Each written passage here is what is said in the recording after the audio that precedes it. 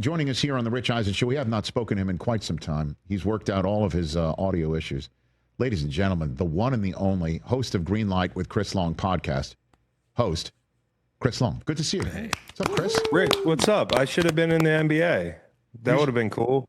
Well, how much money they're making. Desmond Bane, how much did they give up for Desmond Bane? They gave up two really good players and 4 first-round picks, Chris. Golly, good for him. Good for all those guys. I mean, you were a big free agent splash back in the day, right, Chris? Weren't you? Not really. I stayed home. I signed a big deal at home, without really testing the waters. And then I signed like tiny deals late in my career, relatively speaking. But yeah, no, we did fine. It's just making that kind of money to shoot a jump shot. Like that's good stuff. Is this a mustache you're growing? What's happening? No, I don't know if I would call it an aggressive kind of mustache deal, but it's one of those 5 o'clock shadow with a little bit more on the upper lip. That's what. Dude, back in the day, I tried once to wear a goatee on SportsCenter. How'd you do? Do we have a picture? We don't, because it was one and done. It was one and done because the makeup artist had to draw on the connecting parts on my face. From the I'm gonna see if I can find it. There's no way. There's no way you'll find it. It does not exist. I did it once. I got voicemail messages. That's how long ago it was. It wasn't texts. Voicemail messages saying that somebody said that I had S all over my face on SportsCenter tonight. What happened? Somebody called you on a landline to tell you wasn't a good look. That is correct. Yeah. Or hit my pager. Yeah, you had to call from a payphone. Yes, an SMS on my BlackBerry. All right. Speaking of old school, how's that for a transition? Here we go. Aaron Rodgers is a Steeler, Chris. How's this going to work out? What do you think? What's your 2 cents? What do you got? I think it'll be fun. Fun for the viewer, right? Like a lot more fun than watching, and certainly no shade, but the next installment of a Mason Rudolph type. There were moments last year where I thought Rodgers' arm looked really live, but there were a lot more moments where I wasn't sure how mobile he was. And obviously, people forecast for a player being better off 2 years removed from that Achilles. And usually that's the case, right? And the stats the last 5-6 games of the season that might give people some hope, but I do think that's fool's gold a little bit. The problem with doing the whole forecasting on him turning a corner is you don't usually see guys coming off Achilles at this age. So I don't know what he's going to be like physically. Mm-hmm. If you were to tell me, hey, I think this is an upgrade over Russell Wilson, I wouldn't say I know that for sure. But if it is, how big of an upgrade? Because we always talk about quarterback purgatory. And we talk about, the being in that zone of winning 10 games in the AFC right now. That's not really a zone where you're going to find the future of your franchise the very next year. Now, they have a lot of draft capital in 2 years or next year in the draft.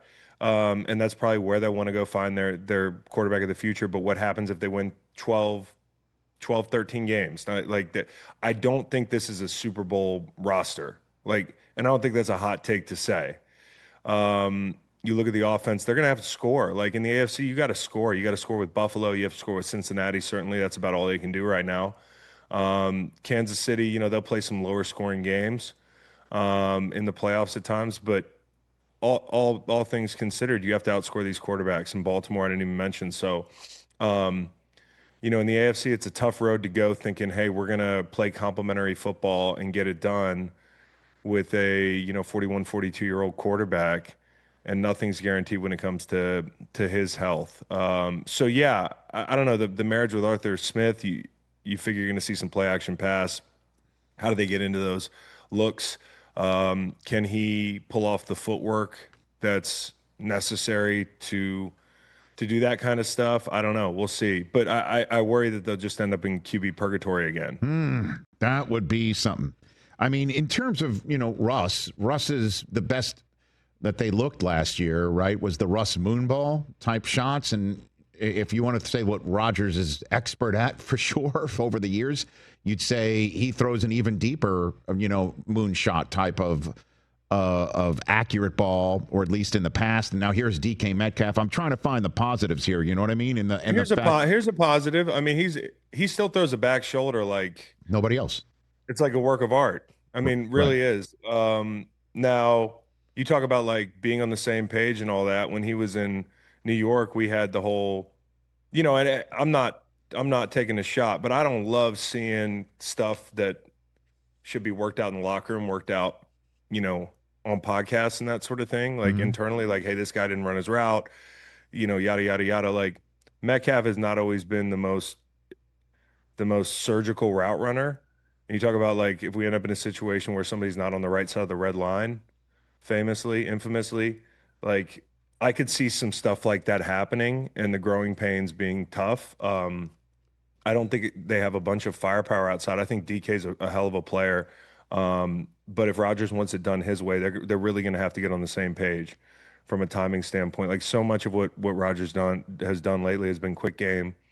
And when it comes to those throws outside the numbers, like they really have to be on the same page. And so certainly I think time spent from here on out in the building is going to be huge. And that was an issue last year in New York a little bit. So I don't know, man. Like I don't want to pour, cold water on the whole thing, because if I'm on the Steelers, I want to go sign a quarterback. I'm a football player. If I'm TJ Watt, this is what I want. I don't have time to wait around for us to find the guy after a year of, unintentional tanking, passive tanking, because we don't have an option at quarterback. Like if I'm a Steelers fan, like I probably want us to find the future. If I'm a player, I want to win right now. And, I'll worry about quarterback purgatory later. And I guess another thing TJ Watt would like is Myles Garrett's annual salary, right? Like, I mean, like that's what he's looking for right now. Not being at mandatory minicamp, which is definitely not usually his MO. Trey Hendrickson also turning 31 this year. He'd like some money. What would be your counsel to these 30-somethings who rush the passer or maybe have one last bite at a contractual apple in their especially because you do have one last bite. For Trey, I'd say, hey, hold out until the cows come home. I mean, you deserve it. You led the league in sacks. I think sometimes with Trey, his name gets in the way, where like you start your career as one thing and then, people can't get used to what you turn into. And I think there's a bias there implicitly. And I also think part of it is playing for Cincinnati, which is obviously is a topic we're going to hit. But I do think for Trey, you got all the leverage in the world. Like, hey, your rookie first round pick is holding out as we speak. So like, what do you got? You got Osai and Murphy outside. I don't think Murphy had a sack last year. And Osai has not turned into the guy that they probably hoped he would have. No, these aren't bad players, but you need somebody outside to go hunt. And especially coming in an off season where you're like, hey, the defense was a huge, huge, huge problem last year. And, this is what you got to deal with in minicamp is because of the language in the rookie contract. We're in this situation and our stud defensive end all-world guy is holding out. So they both have a lot of leverage. And for TJ, I mean, I'm not as familiar with his situation contractually, but I will tell you this, like TJ Watt's supposed to retire a Steeler. And, he's just one of those iconic players that to me, and this is a Joe fan take, like that number 90 right there in black and yellow, to me, that's how he's supposed to come in and that's how he's supposed to go out. And it'd be a real shame if he wasn't able to go out a Steeler because he didn't get paid what he was deserved to be paid. And I think at this level, like nowadays, guys in their 30s can really rush into their mid 30s because, the game's a little bit easier on the body and people are taking care of the players. I mean, the newer CBAs don't demand as much on the body. And if you know what you're doing late in your career, like you can survive that way. And so I project success for these guys as rushers, maybe more so than I would have 15 years ago. If you're looking at a 31, 32-year-old guy. Yeah, Watt turns 31 in October, and he's slated to make $21.05 million in the last year of his deal. So That's half of what Myles Garrett is going to earn this year. Yeah, and he's not an ego guy, but eventually you look at him and you're like, come on. Yeah, exactly. I just think, I don't know.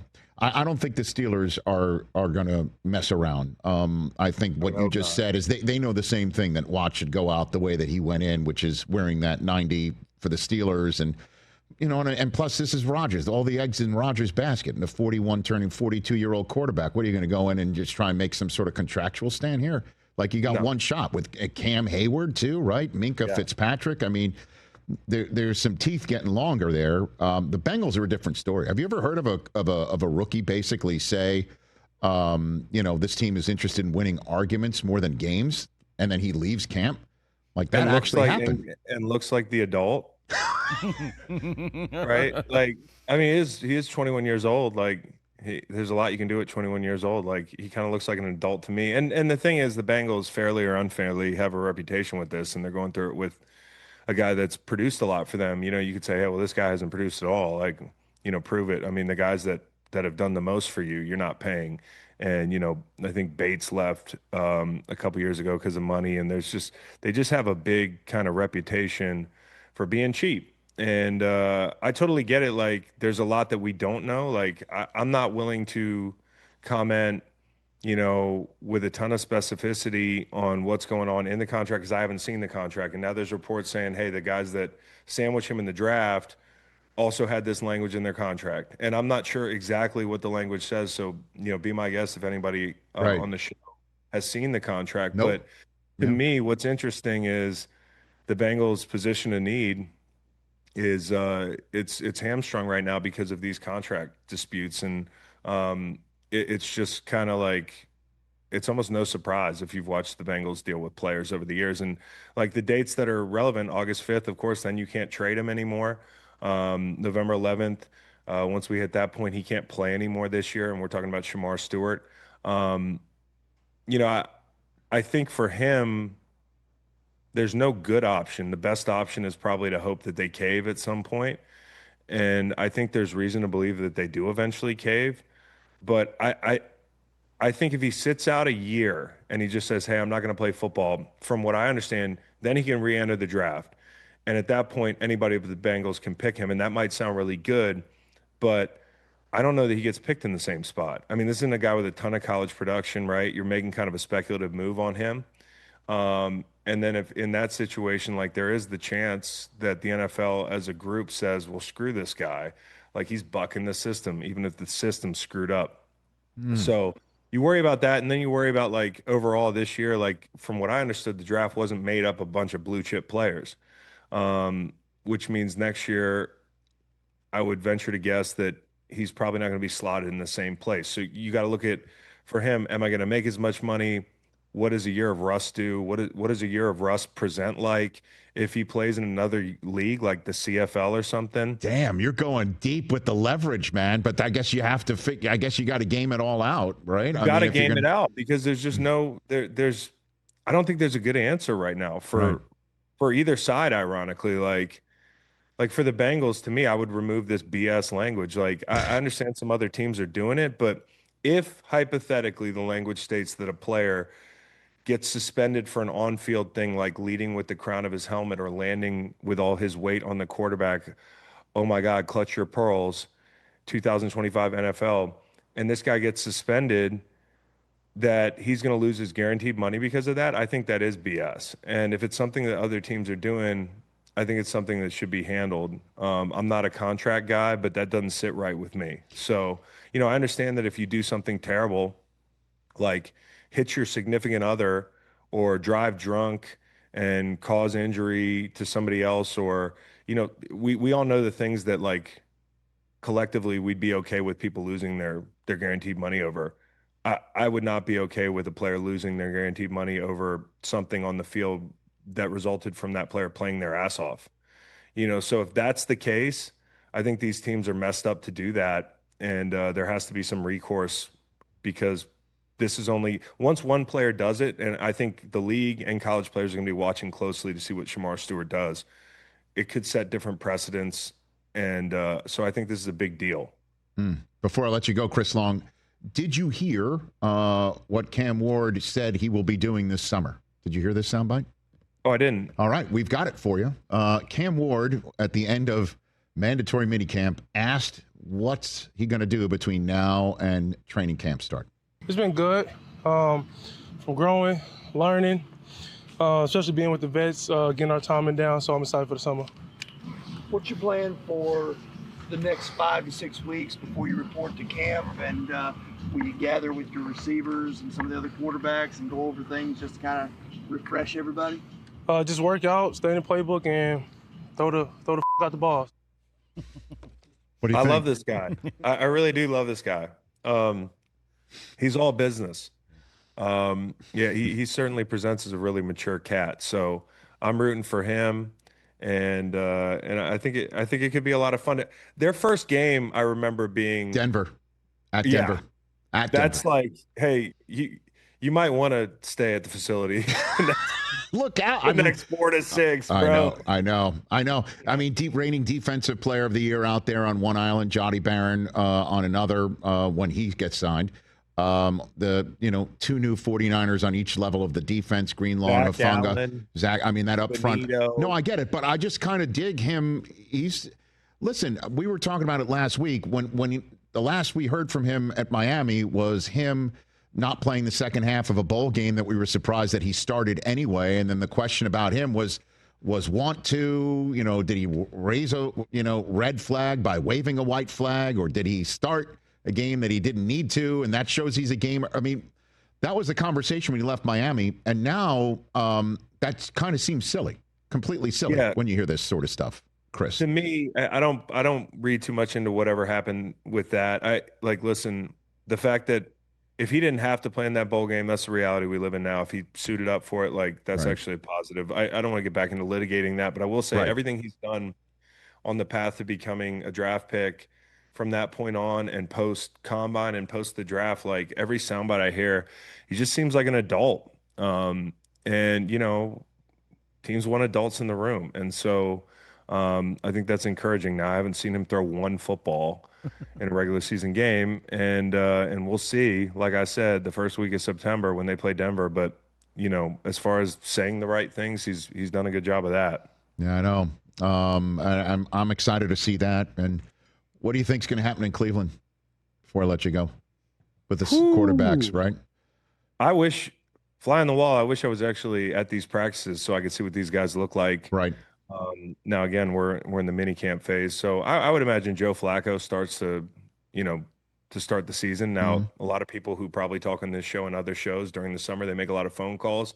I don't know what the hell's going on, but I would imagine nobody really does, though. To be honest with you, but I'm with you. I think Flacco's going to start week 1. I think it's the Joes, Flacco v. Burrow. I think that's what's going to happen at the end of the day. I think that's what's going to happen, and I think you buy yourself as much time to see who looks like a pro in practice and who's operating that way, and then you give the rookies different shots to succeed during the year. It does feel like they've kind of finally come to grips with the fact that they got to start over a little bit. Yeah, good on them. Only 3 years late, but here we are. Here we are. Chris, thanks for the time. Happy belated Father's Day to you. Oh, thanks, man. Thank you. Absolutely. You too. Hey, it's a great holiday. You actually wake up in the morning and you feel like nothing, you can do no wrong. Like it's guiltless, you know, like you don't feel like you're not doing your chores. There are no chores to do. Right. You earned this holiday. You didn't earn your birthday. You earned Father's Day. That's my take. Yeah. You know what? So, I mean, do you have the approach of you just want to be left alone? Is that your approach on Father's Day, Chris? Well, the only guilt I felt yesterday was like a lot of times you figure, hey, when they ask, what do you want to do for Father's Day? It's kind of a trap because why is that a trap? I didn't have an answer. Like, what do you want to do? I'm like, I don't know, which, I think frustrates everybody. Like I'm not giving any sort of leadership on what I want to do. What's the holiday about? It's about you. And if you don't know what the hell you want to do, then everybody's job is to sit around and wait till you say, you know what you want to do. I know. And if I say I want chicken and waffles in the morning, that's what I got. And that was awesome. And I got to just sit around. It was a nice rainy day and we played video games and hung out. Okay. Yeah, it was great. Yeah. We didn't have internet. That's the problem. That was yeah. I know. I don't know if you heard about that. Somebody apparently snipped the wires here in Los Angeles, and the whole city was out. Yeah. No way. Yeah. That's what happened. So they have it here in the sticks. Hey. On the internet here, so. Chris Long, I miss you, man. I miss you. Yeah, miss y'all, man. I'll see y'all soon. We'll get fired up. Everyone want to say hi to Chris? You want to say hi to Chris? Good to see you, man. You got any plays tonight? What do you got? You getting a little action down? Oh man, I bet because I don't watch enough NBA to really bet with confidence. So what I do is I wait for a team to get down like 7-2. And then, yep. And I live bet. Go the other way. Live bet. Okay. Always live bet a big dog in the NBA. Live bet the dogs, man. That's all. Because game of runs is what I've been told. Yep, that's what Steve Levy said. It's the NBA. You always make a run. So, thanks, Chris. Take care of yourself, bud. Hey, good seeing y'all. Ladies and gentlemen, Chris Long, Green Light Pod. Miss him. It does look like a mustache. I'm with you. It is a mustache. He's definitely growing a mustache. I couldn't pull it off. But hey, what you see, I'm out of moves. Catch the Rich Eisen Show live weekdays from 12 to 3 p.m. Eastern on Roku Sports Channel in the U.S.